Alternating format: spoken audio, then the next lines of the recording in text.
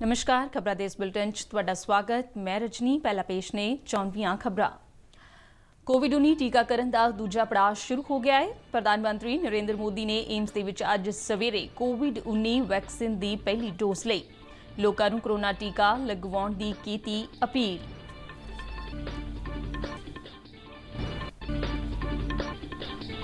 Senior नागरिकों और सह बीमारियां वाले 45 साल तो उपर की उम्र के लोगों के लिए राष्ट्रव्यापी कोविड-19 टीकाकरण का गेड़ अज तो देश के 10,000 सरकारी हस्पतालों के विच टीका मुफ्त लगाया जाएगा, जबकि प्राइवेट टीकाकरण केंद्रों को 250 रुपये तक प्रति डोज लैन की इजाजत दी गई है। लाभार्थियां आधार कार्ड समेत होर सरकारी पछाण पत्रों के नाल ऑनलाइन रजिस्ट्रेशन करवा सकेंगे।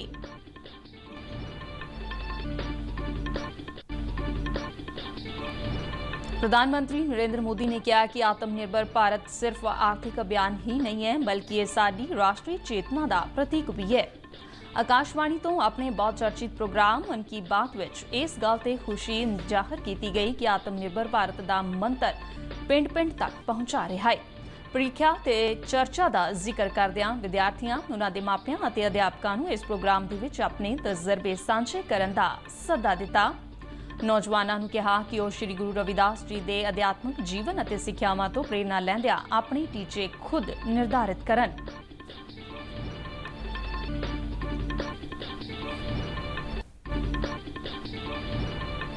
ਸਾਇੰਸ ਦਿਵਸ ਮੌਕੇ Pushpa Gujral, science city, IISER Mohali ਅਤੇ Punjab state council for science and technology ਵੱਲੋਂ ਸਾਂਝੇ ਤੌਰ ਤੇ ਵਰਚੁਅਲ ਸਮਾਗਮ ਕਰਵਾਇਆ ਗਿਆ।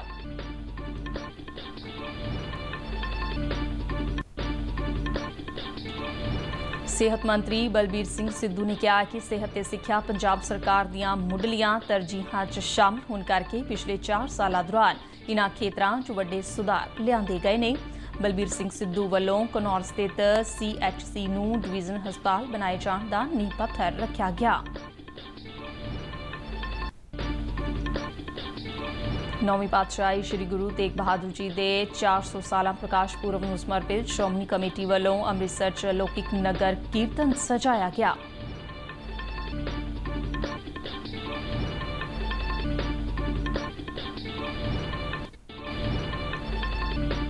ਭਾਰਤੀ ਹਾਕੀ ਟੀਮ ਨੇ ਯੂਰਪੀ ਦੌਰੇ ਦੇ ਪਹਿਲੇ ਮੈਚ ਦੇ ਵਿੱਚ ਜਰਮਨੀ ਨੂੰ 6-1 ਦੇ ਨਾਲ ਹਰਾਇਆ।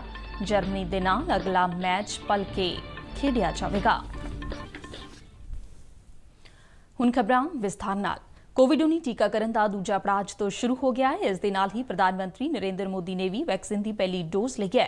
प्रधानमंत्री मोदी ने खुद ट्वीट करके कोविड वैक्सीन की डोज लैन बारे जानकारी दी। मोदी अज सवेरे खुद दिल्ली स्थित एम्स पहुंचे और कोरोना वैक्सीन का टीका लगवाया। प्रधानमंत्री ने टीका लगाने के नाल ही लोगों को कोरोना वैक्सीन की डोज लैन की अपील की। प्रधानमंत्री मोदी ने ट्वीट करके कहा कि उन्होंने एम्स के विच वैक्सीन की पहली खुराक ली है। उन्होंने कहा कि शलाघायोग है कि किवें साडे डॉक्टरां अते विग्यानियां ने कोरोना विरुद्ध विश्वव्यापी लड़ाई नूं मजबूत करने के लिए तेजी दे नाल काम किया। प्रधानमंत्री ने सारिਆਂ ਨੂੰ अपील की है कि ਜਿਹੜਾ भी व्यक्ति वैक्सीन लैण ਦੇ योग है वह वैक्सीन की खुराक जरूर लवे। इस नाल असीं भारत नूं कोरोना मुक्त बना सकते हैं। प्रधानमंत्री नूं एम्स दे विच पुडुचेरी दी सिस्टर पी निवेडा ने कोरोना वैक्सीन की डोज कोवैक्सीन दी जो स्वदेशी वैक्सीन है ਅਤੇ भारत दे विच इस नूं एमरजेंसी दे विच इस्तेमाल करने की इजाजत मिली हुई है।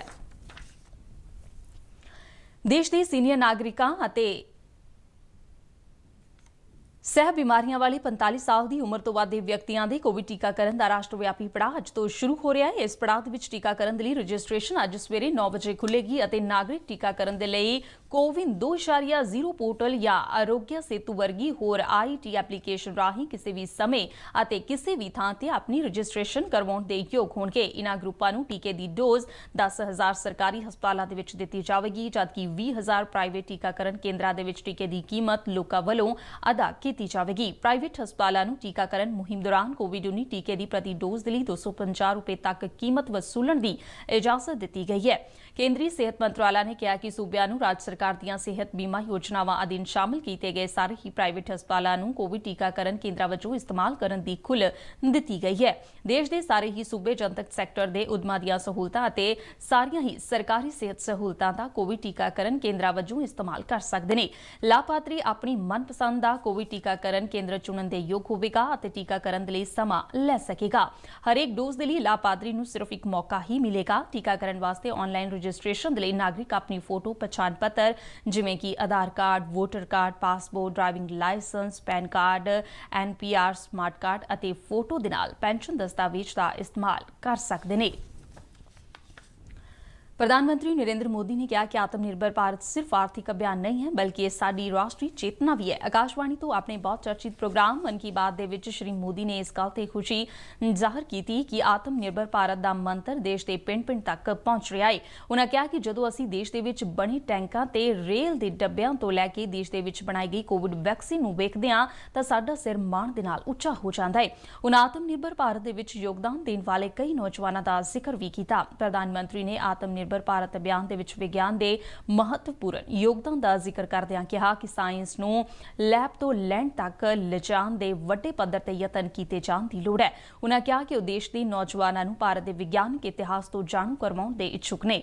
उन्होंने कहा कि इस दे नाल तरक्की के रस्ते खुलणगे अते देश आत्मनिर्भर बनेगा। मैं जरूर चाहूंगा कि हमारे युवा भारत के वैज्ञानिक इतिहास को, हमारे वैज्ञानिकों को जाने, समझे और खूब पढ़ें। साथियों, जब हम साइंस की बात करते हैं तो कई बार इसे लोग फिजिक्स, केमिस्ट्री या फिर लैब्स तक ही सीमित कर देते हैं, लेकिन साइंस का विस्तार तो इससे कहीं ज्यादा है। और आत्मनिर्भर भारत अभियान में साइंस की शक्ति का बहुत योगदान भी है। प्रधानमंत्री ने लोगों को कोरोना महामारी तो सावधानी वरतन दे विच किसी भी तरह की ढिल ना वरतन की गल करदिआं कहा कि अजे इस मामले दे विच ढिलाई देण दा समा नहीं आया है। प्रीख्या ते चर्चा प्रोग्राम का जिक्र करदिआं प्रधानमंत्री ने विद्यार्थियों, उन्हां दे मापियां अते अध्यापकां नूं अपने तजर्बे साझे करन दे लई कहा। उन्हां कहा कि अगले महीने इस चर्चा दे लई माईगोव अते नरेंद्र मोदी ऐप ते तजर्बे साझे कीते जा सकदे ने। उन्हां नौजवानां दे नाल-नाल उन्हां दे मापियां अते अध्यापकां नूं भी इस प्रोग्राम दे विच शामिल होण दा सੱਦਾ दिता।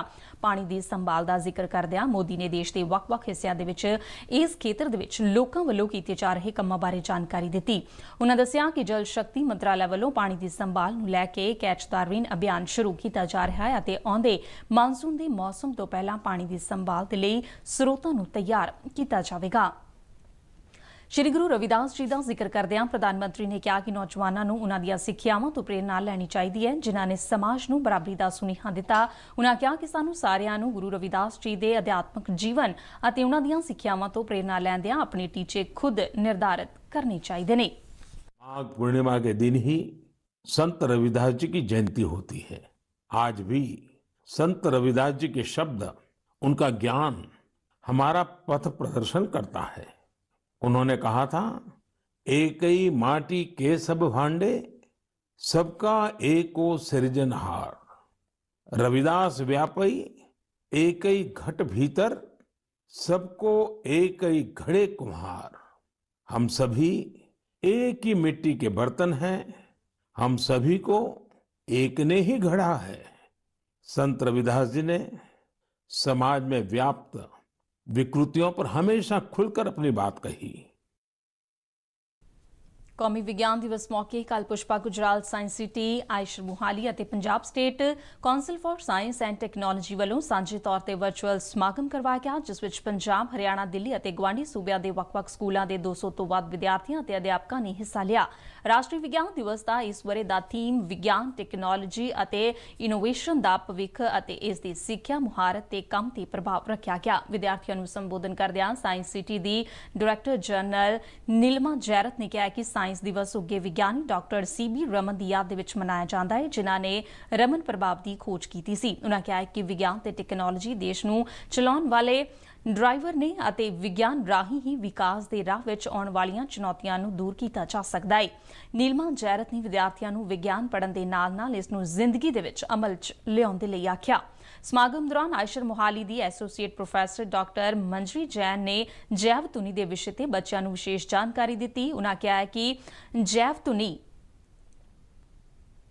ਦਾ ਵਿਸ਼ਾ ਵਿਗਿਆਨ ਦੀ ਇੱਕ ਅਜਿਹੀ ਬ੍ਰਾਂਚ ਹੈ ਜਿਸ ਵਿੱਚ ਜਾਨਵਰਾਂ ਦੇ ਵਿੱਚ ਹੋ ਰਹੇ ਸੰਚਾਰ ਦਾ ਅਧਿਐਨ ਕੀਤਾ ਜਾਂਦਾ ਹੈ। ਇਸ ਤੋਂ ਇਲਾਵਾ ਜਾਨਵਰਾਂ, ਪੰਛੀਆਂ, ਚਮਗਿੱਦੜਾਂ ਅਤੇ ਕੀੜੇ ਮਕੌੜਿਆਂ ਆਦਿ ਦੇ ਵਾਤਾਵਰਣ ਦੇ ਵਿਵਹਾਰ ਦਾ ਅਧਿਐਨ ਵੀ ਵਿਗਿਆਨ ਦੇ ਇਸ ਖੇਤਰ ਦੇ ਵਿੱਚ ਸ਼ਾਮਲ ਹੈ। ਉਨ੍ਹਾਂ ਦੱਸਿਆ ਕਿ ਹਰ ਜਾਨਵਰ ਅਤੇ ਪੰਛੀ ਆਪਣੇ ਹਾਵ-ਭਾਵ ਦਾ ਪ੍ਰਗਟਾਵਾ ਵੱਖ-ਵੱਖ ਤਰ੍ਹਾਂ ਦੀਆਂ ਆਵਾਜ਼ਾਂ ਅਤੇ ਕੰਬਾਹਟ ਰਾਹੀਂ ਕਰਦਾ ਹੈ। ਡਾਕਟਰ ਮੰਜਰੀ ਜੈਨ ਨੇ ਕਿਹਾ ਕਿ ਜੈਵ ਧੁਨੀ ਰਾਹੀਂ ਹੀ ਜੈਵਿਕ ਵਿਭਿੰਨਤਾ, ਵਾਤਾਵਰਣ ਸਮੇਤ ਕੁਦਰਤੀ ਆਫਤਾਂ, ਧੁਨੀ ਪ੍ਰਦੂਸ਼ਣ ਅਤੇ ਵਾਤਾਵਰਣ ਵਿੱਚ ਹੋ ਰਹੇ ਬਦਲਾਵਾਂ ਦਾ ਵੀ ਨਿਰੀਖਣ ਕੀਤਾ ਜਾ ਸਕਦਾ ਹੈ। ਸਾਇੰਸ ਸਿਟੀ ਦੇ ਡਾਇਰੈਕਟਰ ਡਾਕਟਰ ਰਾਜੇਸ਼ ਗਰੋਵਰ ਨੇ ਕਿਹਾ ਕਿ ਸਥਾਈ ਤੇ ਟਿਕਾਊ ਭਵਿੱਖ ਸਿਰਫ ਵਿਗਿਆਨ ਤੇ ਟੈਕਨੋਲੋਜੀ ਰਾਹੀਂ ਹਾਸਲ ਕੀਤਾ ਜਾ ਸਕਦਾ ਹੈ। ਉਨ੍ਹਾਂ ਗਿਆਨਵਾਨ ਸਮਾਜ ਦੀ ਸਿਰਜਣਾ ਦੇ ਲਈ ਵਿਦਿਆਰਥੀਆਂ ਨੂੰ ਵਿਗਿਆਨ ਤੇ ਟੈਕਨੋਲੋਜੀ ਦੇ ਵੱਖ-ਵੱਖ ਖੇਤਰਾਂ ਦੇ ਵਿੱਚ ਗਿਆਨ ਤੇ ਮੁਹਾਰਤ ਪੈਦਾ ਕਰਨ ਦੀ ਲੋੜ ਤੇ ਜ਼ੋਰ ਦਿੱਤਾ। 1971 ਦੀ ਭਾਰਤ-ਪਾਕ ਜੰਗ ਦੇ ਵਿੱਚ ਸ਼ਾਨਦਾਰ ਜਿੱਤ ਨੂੰ ਸਮਰਪਿਤ ਸਵਰਨਿਮ ਵਿਜੇ ਮਸ਼ਾਲ ਕੱਲ੍ਹ ਅੰਮ੍ਰਿਤਸਰ ਦੇ ਖਾਸਾ ਮਿਲਟਰੀ ਸਟੇਸ਼ਨ ਤੋਂ ਰਾਣੀਆਂ ਲਿਜਾਈਆਂ ਗਈਆਂ। ਇਸ ਮਸ਼ਾਲ ਨੂੰ ਡੋਗਰਾਈ ਬ੍ਰਿਗੇਡ ਦੇ ਕਮਾਂਡਰ ਨੇ ਲੋਧੀ ਗੁੱਜਰ ਸਥਿਤ ਰਾਣੀਆਂ ਜੰਗੀ ਯਾਦਗਾਰ ਤੇ ਪ੍ਰਾਪਤ ਕੀਤਾ। ਇਸ ਮੌਕੇ ਇਸ ਯਾਦਗਾਰ ਵਿਖੇ ਵਿਸ਼ਾਲ ਸਮਾਗਮ ਆਯੋਜਿਤ ਕੀਤਾ ਗਿਆ ਜਿਸ ਵਿੱਚ 1971 ਦੀ ਜੰਗ ਦੇ ਸੈਨਿਕ, ਵੀਰ ਰਾਣੀਆਂ, ਸਾਬਕਾ ਸੈਨਿਕਾਂ ਅਤੇ ਵਿਦਿਆਰਥੀਆਂ ਤੋਂ ਇਲਾਵਾ ਸਥਾਨਕ ਲੋਕਾਂ ਨੇ ਵੱਡੇ ਪੱਧਰ ਤੇ ਸ਼ਿਰਕਤ ਕੀਤੀ। ਸਮਾਗਮ ਦੌਰਾਨ 1971 ਦੀ ਜੰਗ ਦੇ ਵਿੱਚ ਹਿੱਸਾ ਲੈਣ ਵਾਲੇ ਅਤੇ ਸ਼ਹੀਦ ਹੋਏ ਸੈਨਿਕਾਂ ਦੇ ਪਰਿਵਾਰਾਂ ਨੂੰ ਸਨਮਾਨਿਤ ਕੀਤਾ ਗਿਆ। ਰਾਣੀਆਂ ਜੰਗੀ ਮੈਮੋਰੀਅਲ ਤੇ ਸੇਵਾ ਮੁਕਤ ਬ੍ਰਿਗੇਡੀਅਰ JS ਜਸਵਾਲ ਸਮੇਤ ਅਨੇਕਾਂ ਸੈਨਿਕਾਂ ਅਤੇ ਸਾਬਕਾ ਸੈਨਿਕਾਂ ਨੇ ਫੁੱਲਾਂ ਦੀ ਮਾਲਾ ਚੜਾ ਕੇ ਸ਼ਰਧਾਂਜਲੀਆਂ ਭੇਂਟ ਕੀਤੀਆਂ। ਇਸੇ ਥਾਂ ਤੇ ਹੀ ਕੋਈ 50 ਵਰ੍ਹੇ ਪਹਿਲਾਂ 3-4 ਦਸੰਬਰ ਦੀ ਦਰਮਿਆਨੀ ਰਾਤ ਭਾਰਤ-ਪਾਕ ਜੰਗ ਦੌਰਾਨ ਬ੍ਰਿਗੇਡੀਅਰ JS ਜਸਵਾਲ ਨੇ ਦੁਸ਼ਮਣ ਦੇ ਦੰਦ ਖੱਟੇ ਕੀਤੇ ਸਨ। ਉਸ ਵੇਲੇ ਬ੍ਰਿਗੇਡੀਅਰ ਜਸਵਾਲ ਸੈਕੰਡ ਲੈਫਟੀਨੈਂਟ ਸਨ। ਜ਼ਖਮੀ ਹੋਣ ਦੇ ਬਾਵਜੂਦ ਉਨ੍ਹਾਂ ਦੁਸ਼ਮਣ ਫੌਜ ਨੂੰ ਮੂੰਹ ਤੋਂ ਜਵਾਬ ਦਿੱਤਾ। ਸਮਾਗਮ ਦੌਰਾਨ ਭਾਰਤੀ ਫੌਜ ਦੀ ਜਾਜ਼ ਬੈਂਡ ਤੇ ਪਾਈ ਬੈਂਡ ਵੱਲੋਂ ਦੇਸ਼ ਭਗਤੀ ਦੇ ਗੀਤ ਅਤੇ ਮਾਰਸ਼ਲ ਧੁਨਾਂ ਵਜਾਈਆਂ ਗਈਆਂ। ਭਾਰਤੀ ਫੌਜ ਦੀ ਟੀਮ ਨੇ ਰਾਣੀਆਂ ਜੰਗੀ ਮੈਦਾਨ ਦੀ ਮਿੱਟੀ ਵੀ ਇਕੱਠੀ ਕੀਤੀ ਜਿਸ ਨੂੰ ਨਵੀਂ ਦਿੱਲੀ ਸਥਿਤ ਕੌਮੀ ਜੰਗੀ ਯਾਦਗਾਰ ਦਾ ਹਿੱਸਾ ਬਣਾਉਣ ਦੇ ਲਈ ਲਿਜਾਇਆ ਜਾਵੇਗਾ। ਪੰਜਾਬ ਦੇ ਸਿਹਤ ਤੇ ਪਰਿਵਾਰ ਭਲਾਈ ਮੰਤਰੀ ਬਲਬੀਰ ਸਿੰਘ ਸਿੱਧੂ ਨੇ ਕਿਹਾ ਕਿ ਸਿਹਤ ਅਤੇ ਸਿੱਖਿਆ ਪੰਜਾਬ ਸਰਕਾਰ ਦੀਆਂ ਮੁੱਢਲੀਆਂ ਤਰਜੀਹਾਂ ਦੇ ਵਿੱਚ ਸ਼ਾਮਲ ਹੋਣ ਕਰਕੇ ਪਿਛਲੇ 4 ਸਾਲਾਂ ਦੌਰਾਨ ਇਨ੍ਹਾਂ ਖੇਤਰਾਂ ਦੇ ਵਿੱਚ ਵੱਡੇ ਸੁਧਾਰ ਲਿਆਂਦੇ ਗਏ ਨੇ। ਸਿੱਧੂ ਨੇ ਕੱਲ੍ਹ ਪਟਿਆਲਾ ਜ਼ਿਲ੍ਹੇ ਦੇ ਘਨੌਰ ਸਥਿਤ ਕਮਿਊਨਿਟੀ ਹੈਲਥ ਸੈਂਟਰ ਨੂੰ ਅਪਗ੍ਰੇਡ ਕਰਕੇ ਸਬ ਡਿਵੀਜ਼ਨਲ ਹਸਪਤਾਲ ਬਣਾਏ ਜਾਣ ਲਈ ਨੀਂਹ ਪੱਥਰ ਰੱਖੇ ਜਾਣ ਮਗਰੋਂ ਇਹ ਗੱਲ ਆਖੀ। ਇਸ ਹਸਪਤਾਲ ਦੇ ਨਵੀਨੀਕਰਨ ਤੇ 10 ਕਰੋੜ ਰੁਪਏ ਦੀ ਲਾਗਤ ਆਵੇਗੀ। ਸਿਹਤ ਮੰਤਰੀ ਨੇ ਐਲਾਨ ਕੀਤਾ ਹੈ ਕਿ ਘਨੌਰ ਹਸਪਤਾਲ ਵਿਖੇ ਮਾਈ ਦੌਲਤਾਂ ਜੱਚਾ ਬੱਚਾ ਕੇਂਦਰ ਸਥਾਪਿਤ ਕਰਨ ਤੋਂ ਇਲਾਵਾ MIR ਤੇ CT ਸਕੈਨ ਸਹੂਲਤਾਂ ਵੀ ਮੁਹੱਈਆ ਕਰਵਾਈਆਂ ਜਾਣਗੀਆਂ। ਉਨ੍ਹਾਂ ਦੱਸਿਆ ਕਿ ਮੁੱਖ ਮੰਤਰੀ ਕੈਪਟਨ ਅਮਰਿੰਦਰ ਸਿੰਘ ਦੀ ਅਗਵਾਈ ਹੇਠ ਕੋਰੋਨਾ ਮਹਾਮਾਰੀ ਉੱਪਰ ਕਾਬੂ ਪਾਉਣ ਦੇ ਲਈ ਪੰਜਾਬ ਸਰਕਾਰ ਗੰਭੀਰ ਉਪਰਾਲੇ ਕਰ ਰਹੀ ਹੈ। ਉਨ੍ਹਾਂ ਇਹ ਵੀ ਦੱਸਿਆ ਕਿ ਲੋਕਾਂ ਨੂੰ ਬਿਹਤਰ ਸਿਹਤ ਸਹੂਲਤਾਂ ਪ੍ਰਦਾਨ ਕਰਨ ਦੇ ਲਈ ਸਿਹਤ ਵਿਭਾਗ ਦੇ ਵਿੱਚ ਡਾਕਟਰਾਂ, ਨਰਸਾਂ, ਪੈਰਾਮੈਡੀਕਲ, ਵਾਰਡ ਅਟੈਂਡੈਂਟ ਆਦਿ ਦੀਆਂ 4000 ਖਾਲੀ ਅਸਾਮੀਆਂ ਭਰੀਆਂ ਗਈਆਂ ਨੇ। ਇਸ ਸਮਾਗਮ ਦੇ ਵਿੱਚ ਵਿਧਾਨਕਾਰ ਮਦਨ ਲਾਲ ਜਲਾਲਪੁਰ, ਲੋਕ ਸਭਾ ਮੈਂਬਰ ਪਰਨੀਤ ਕੌਰ ਤੇ ਹੋਰ ਉੱਘੀਆਂ ਸ਼ਖਸੀਅਤਾਂ ਵੀ ਮੌਜੂਦ ਸਨ।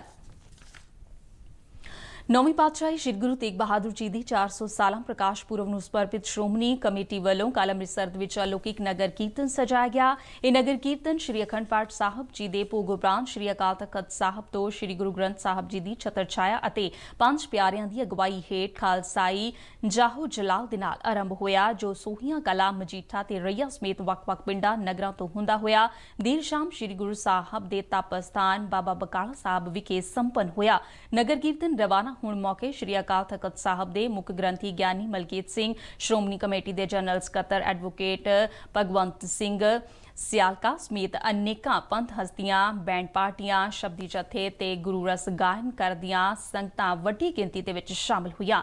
ਸ੍ਰੀ ਅਕਾਲ ਤਖ਼ਤ ਦੇ ਮੁਖੀ ਗ੍ਰੰਥੀ ਗਿਆਨੀ ਮਲਕੀਤ ਸਿੰਘ ਨੇ ਦੱਸਿਆ ਹੈ ਕਿ SGPC ਵੱਲੋਂ ਸ੍ਰੀ ਗੁਰੂ ਤੇਗ ਬਹਾਦਰ ਜੀ ਦੇ 400 ਸਾਲਾ ਪ੍ਰਕਾਸ਼ ਪੁਰਬ ਸੰਬੰਧੀ ਅਨੇਕਾਂ ਸਮਾਗਮ ਉਲੀਕੇ ਜਾ ਰਹੇ ਨੇ ਜਿਨ੍ਹਾਂ ਦੀ ਸੰਪੂਰਨਤਾ 1 ਮਈ 2021 ਨੂੰ ਪ੍ਰਕਾਸ਼ ਪੁਰਬ ਮੌਕੇ ਗੁਰੂ ਸਾਹਿਬ ਜੀ ਦੇ ਜਨਮ ਸਥਾਨ ਗੁਰਦੁਆਰਾ ਗੁਰੂ ਕੇ ਮਹਿਲ ਵਿਖੇ ਕੀਤੇ ਜਾਣ ਵਾਲੇ ਮੁੱਖ ਸਮਾਗਮ ਦੇ ਨਾਲ ਹੋਵੇਗੀ।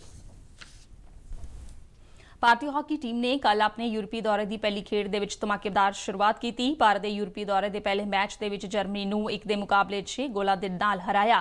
ਭਾਰਤ ਵੱਲੋਂ ਵਿਵੇਕ ਸਾਗਰ ਪ੍ਰਸਾਦ ਨੇ 2 ਗੋਲ ਕੀਤੇ ਜਦਕਿ ਨੀਲਕਾਂਤ ਸ਼ਰਮਾ, ਲਲਿਤ ਕੁਮਾਰ, ਅਰਸ਼ਦੀਪ ਸਿੰਘ ਅਤੇ ਹਰਮਨਪ੍ਰੀਤ ਸਿੰਘ ਨੇ 1-1 ਗੋਲ ਕੀਤਾ। ਜਰਮਨੀ ਵੱਲੋਂ ਇੱਕੋ-ਇੱਕ ਗੋਲ ਕਾਂਸ ਟੈਨਿਕ ਸਟੇਬ ਨੇ ਕੀਤਾ। ਦੋਹਾਂ ਟੀਮਾਂ ਵਿਚਾਲੇ ਅਗਲਾ ਮੈਚ ਭਲਕੇ ਖੇਡਿਆ ਜਾਵੇਗਾ। ਭਾਰਤ ਨੇ ਤਕਰੀਬਨ 1 ਸਾਲ ਬਾਅਦ 4 ਵਾਰ ਦੇ ਓਲੰਪਿਕ ਚੈਂਪੀਅਨ ਜਰਮਨੀ ਨੂੰ 6-1 ਦੇ ਨਾਲ ਹਰਾਇਆ। ਮਿਲਾ ਕੇ ਹਾਕੀ ਦੇ ਵਿੱਚ ਆਪਣਾ ਅੰਤਰਰਾਸ਼ਟਰੀ ਸਫ਼ਰ ਜਿੱਤ ਦੇ ਨਾਲ ਸ਼ੁਰੂ ਕੀਤਾ। ਜਰਮਨੀ ਨੂੰ ਦੂਜੇ ਕੁਆਟਰ ਦੇ ਵਿੱਚ 2 ਪੈਨਲਟੀ ਕਾਰਨਰ ਮਿਲੇ ਸਨ, ਪਰ ਉਹ ਇਹਨਾਂ ਦਾ ਫਾਇਦਾ ਉਠਾਉਣ ਦੇ ਵਿੱਚ ਨਾਕਾਮ ਰਿਹਾ। ਜਰਮਨੀ ਵਿਰੁੱਧ ਕੱਲ ਦਾ ਮੈਚ ਖੇਡਣ ਤੋਂ ਬਾਅਦ ਭਾਰਤੀ ਟੀਮ ਬੈਲਜੀਅਮ ਲਈ ਰਵਾਨਾ ਹੋ ਜਾਵੇਗੀ, ਜਿੱਥੇ ਉਹ ਆਪਣਾ ਦੌਰਾ ਖਤਮ ਕਰਨ ਤੋਂ ਪਹਿਲਾਂ 6 ਅਤੇ 8 ਮਾਰਚ ਨੂੰ ਇੰਗਲੈਂਡ ਵਿਰੁੱਧ ਮੈਚ ਖੇਡੇਗੀ।